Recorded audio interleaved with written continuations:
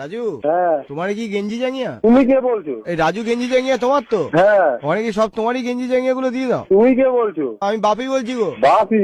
হ্যাঁ, আমার নামেও আছে বাপি গেঞ্জি জাঙ্গিয়া। আমি কি করতে পারি? তুমি রাজু গেঞ্জি জাঙ্গিয়ার সাথে বাপি গেঞ্জি জাঙ্গিয়ার বন্ধুত্ব? না না, আমি কারিগর, কাজ করি আমি। কি গেঞ্জি কাটো?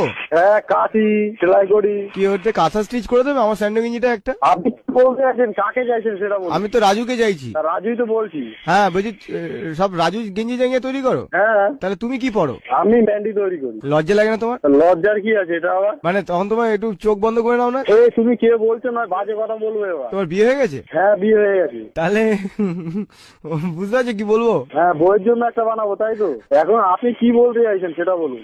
আচ্ছা, এই ব্যবসায় তুমি ঢুকলে কি করে? যা বাবা, কি করে ঢুকলাম বাবা? বড় হয়েছি, জানতে পেরেছি যে এরকম কাজ আছে, চলে গেছি, কাজ করেছি। কিন্তু তোমার নামে কোম্পানি কি করে হলো? এই তুমি কে বলছো বলতো? আমি বাপি। আমি ভাবছি আমার বাপি তোমার তোমার সাইটে